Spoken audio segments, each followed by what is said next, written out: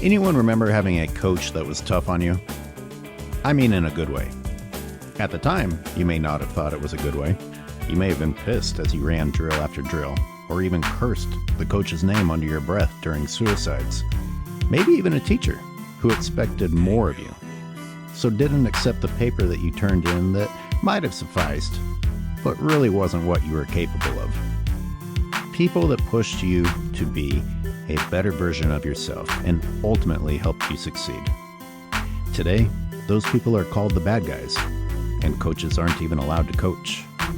MJ may have been hard on his teammates in practice, but I'm not sure what is even so weird about that, except for this generational gap in a victimhood society that preaches that you should be accepted in the lazy excuse-making failure version of yourself rather than what you could be.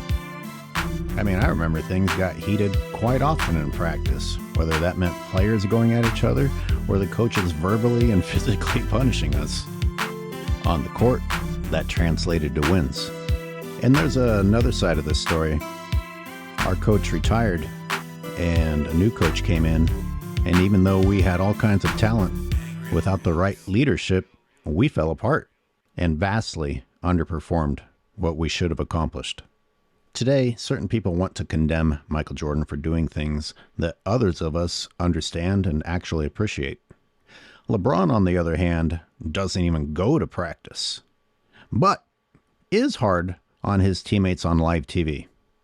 He never leaves a shadow of a doubt which plays he is disgusted with the outcome of, nor is it ever a secret who he considers to be responsible for that outcome, who is to blame. Personally, I'd rather be criticized and made better behind closed doors than be a public scapegoat for someone who pretends to be a leader when the cameras are on him, but then isn't even in the gym with the practices leading up to those games. LeBron James is the type of leader who walks off the court when there's actually enough time left to come back for a win. Even if the odds are small, there's time there. This is why every preseason, midseason, and postseason we hear the same thing. Get more help for LeBron James, which really translates to, he isn't the one to get it done. I referenced Sports and Fitness Rants a few times in this upcoming rant of my own. Be sure to check him out. Can we just talk about players who do things for the camera rather than doing them for the sake of what it's being perceived that they're doing it for? Like, I think often about Michael Jordan being criticized as some sort of a bully or some sort of an asshole on his team. Like he was a menace during practices. Okay, what do you think is happening when LeBron James is quote-unquote being vocal? Because LeBron James is in the media so often that they actually report LeBron James was vocal. You could see he was really a leader out there. Okay. You got the cameras on him. Here's LeBron James making noise, moving his mouth. And what's actually happening? He's saying all the emotional things, the buzzword things. This is it, guys. This is the time. This is what it's all about. We came together. We worked hard. And that's all fluff. What does any of that mean? I mean, I know what it means, but come on, that's some generic shit that anyone can say. And the teammates, in the meantime, are saying, well, we worked hard. I don't know what you were doing. Didn't even see you at practice most of the time. And then what happens on the court? LeBron James throws his teammates under the bus the entire game, even when it's undisputedly LeBron James's fault. Dribbles it off his foot. He fucking looks at a teammate and lifts his hands up. Does the eye thing, the fingers to the eyes, says, you got to keep your eye on me. Like, how the fuck does that prevent you from dribbling the ball off your foot? Now, let's take Michael Jordan. Whatever he did in practice, as mean as you want to pretend that it was, was constructive criticism. And he actually allowed other people to be the vocal ones. You see some of those huddles, and it's other people making noise, and Jordan just part of the huddle. But if he was the one leading the huddle and saying some motivational words, guess what? There's no doubt in anyone in that huddle's mind that he meant it, because he was at practice working his ass off and pushing everybody. And you know damn well that guy's going on the court not accepting a loss, not going down without a fight. And while you're out there on the floor, he's restraining himself on the television with the cameras on everybody. He ain't throwing his teammates under the bus, making sure the world sees how badly people screwed up, all for the sake of trying to save face. You ever done that to anyone? Maybe when you were younger. Let's hope it was when you're younger and not currently, but there are times in the adult world where you might want to do that. Maybe you want a coworker to look bad so that you can get favor with the boss. But you know, when you were younger and you're developing your confidence in yourself, your security, trying to gain acceptance on multiple fronts, from your parents, your teachers, your coach, your peers, the cool crowd, there may have been a lot of occasions in which you were willing to do something that made someone else look worse for your own gain. Hopefully that reduced as you got older. That does not reduce with LeBron James. That's gotten worse, believe it or not, because he believes in his heart, I would say in his soul if he had one, that he is not who he proclaims to be, and it's eating him alive. His words are hollow. They are empty, and they're getting hollower. So you go right ahead. You make those documentaries. You put those cameras on LeBron James 24/7, hoping to catch some good moments, showing him making speeches, catching the few times that he actually participates in practice.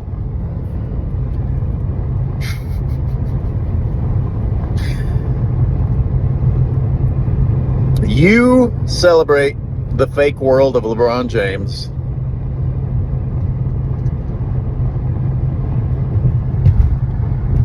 One of the many projects I meant to come back to, and I should have just done it at the time, because now I can't even find it in this mountain of LeBron James projects that I need to go back through.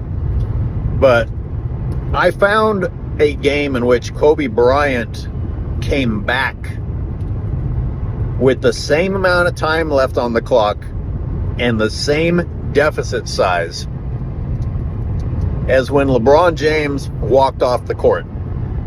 And I think the LeBron James game I'm thinking about was him quitting against the Suns a few years ago. And listen, I don't care how much you're down by or how sad you're feeling. Walking off the court is not a cool thing to do when there is time left on the clock. But when there's actually a fighting chance, which was proven by Kobe Bryant, then it really puts into perspective how disgusting what you did was. And I was listening to Sports and Fitness Rants this morning, and he's talking about LeBron James not being a true competitor. Boy, do I agree. I mean, he's the guy that only wants to go on the court when he's managed to line up exactly who he wants and make sure the other team looks worse and has a worse lineup. That's when he's ready to play. And then when it's not going his way, he leaves before the game's over. Quits on the court, visually, letting the world know that he is mentally and emotionally defeated. But you'll hear some nice speech. Wide-eyed lies. LeBron James with his wide-eyed lies. The more he's lying, the bigger his eyes get. He's like Pinocchio with a nose getting longer. Except LeBron James likes to cuss and make his eyes get wide to try and convince you that he really means what he's saying, when what he's really doing is just like in a poker game. He's got a giveaway. That's his giveaway. The very thing that he's trying to use to fool you is his giveaway. So anyway, yeah, Kobe came back. Same amount of time on the clock. Same deficit. Because he kept fighting. And anyone that follows my channel closely, I don't really waste time crapping on Kobe because LeBron James is so much worse. LeBron James is actually destroying the fabric of society. For all the things that I criticize Kobe for, not being competitive is one I can't ever say.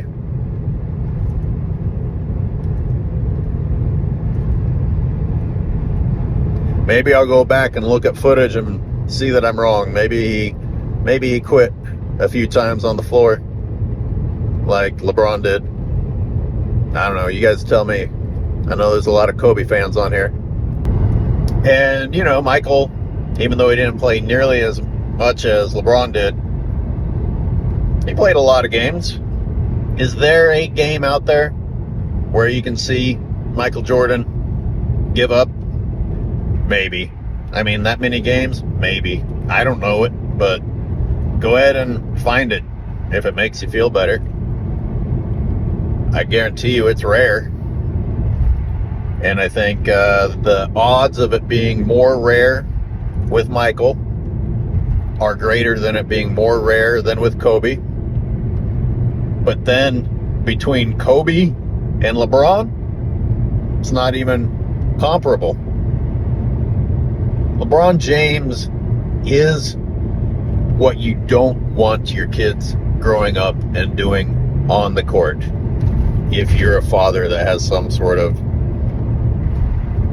pride or integrity in behaving like a decent, respectable human being. We don't have that many of those fathers left out there. And Sports and Fitness Rants mentioned Richard Jefferson stating that LeBron James, the Lakers need to add 3 All-Stars. And I'd seen someone else talk about this. You can't talk about every stupid thing that Richard Jefferson and the rest of the Clutch media talk about, but I guess I will now. Every year it's about more help. And I've done videos about every year it's about more help for LeBron. Anthony Davis should already be an unfair advantage. If LeBron James is in fact the GOAT, isn't that already an unfair advantage? And then you add Anthony Davis, who you can stop all the Anthony Davis criticism. That guy is killing it at both ends of the floor. Anthony Davis looked magnificent in the Olympics.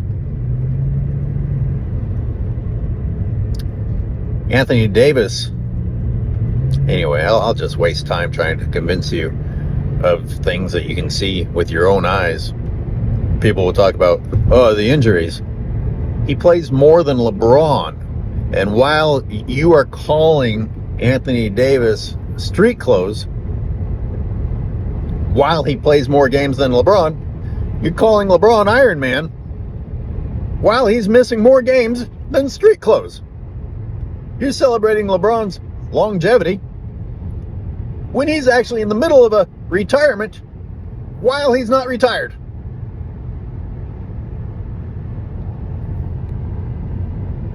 LeBron James is approaching his career as if he is semi-retired. And everybody's fine with it.